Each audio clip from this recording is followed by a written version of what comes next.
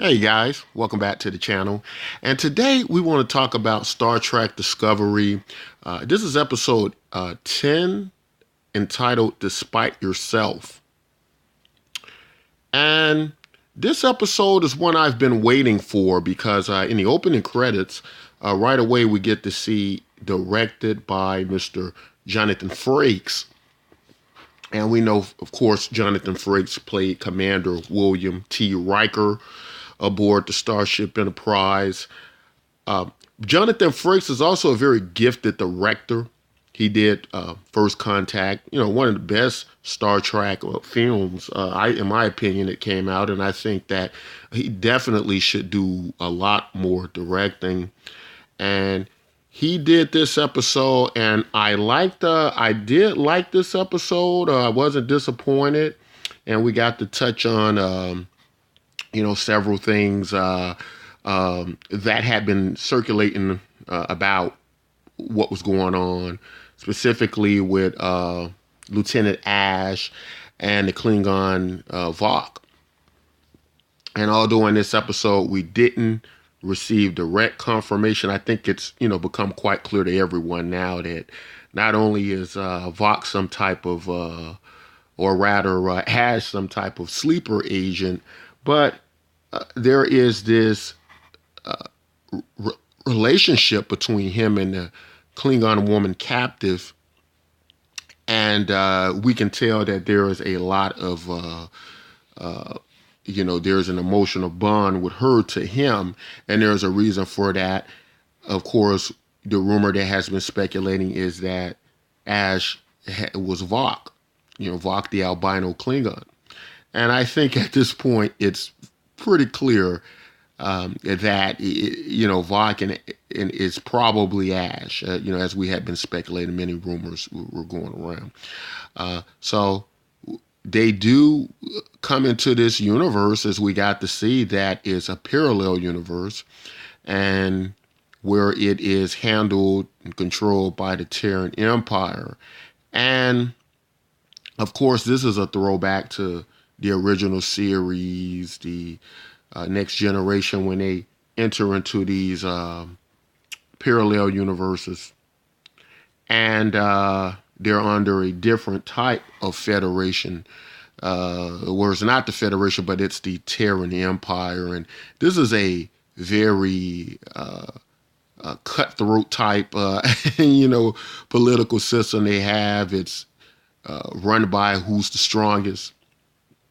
And we got to see this play out. Now, even though I found this very entertaining, this episode, and I thought it was well done, I kind of would have liked to have seen maybe a different take on the mirror, this parallel universe, because every time they do these episodes like this, it's pretty much the same idea, where you're in this reverse type world where it's the worst version of yourself. And that kind of makes sense. It kind of works with some of the parallel universe type theories, that it could be a version of you very close to you, identical, but that maybe instead of being a good guy is a bad guy. So that kind of works with that theme.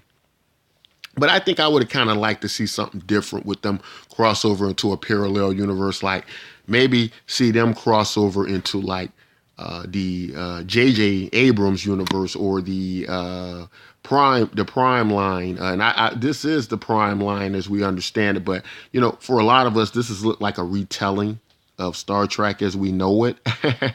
and what was also a treat was that we got to see up on the screen, they talked about a ship from the future, and they actually show the Enterprise, the original series Enterprise, and up on the screen. And so my thoughts were, why not just go, along with a storyline like that, where you actually cross over into the Star Trek universe that's very similar to the ones we've seen in the past, where maybe they dress like the original series and things like that. I would have really found that quite interesting to see that, and I would have liked that. But this is but going back to Ash and Vok, because I found those the most interesting part of the episode.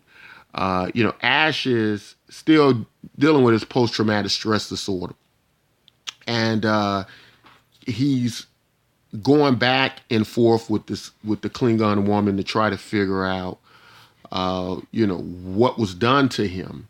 And so all the clues are there. We can see that Ash has been is speaking Klingon, and you can see these very intense surgeries where he's been being cut upon, and that to me, the fact there was a surgery going on shows that there had to be this transplant that went into Ash. And so I don't know if they just took another human being and overlaid Ash's neural patterns on him. It was something suggested by the Klingon captive, but I'm definitely pretty sure it's Vok now, and Vok is in a mission to try to infiltrate, take over the Discovery, take it back as a prize to the Klingons, and where they can, pretty much he can have his honor restored and have the Klingon Empire. But also, what I found very interesting was that Ash was saying, no matter what happens, that he will protect Commander Burnham. So I can kind of see some foreshadowing there of him being in conflict with, being a Klingon, and now possibly finding himself in love with Commander Burnham. So that's going to make for some interesting storytelling. And Commander Tilly here. Commander Tilly, this is quite interesting because Cadet Tilly, a lot of people have found her character a bit annoying, and I'm one of them. I'm glad that she's not on screen a lot because I don't really like how she's written. She is supposed to be the quirky kind of comic relief type person to give a little light to what seems to be a more serious, dark type Star Trek.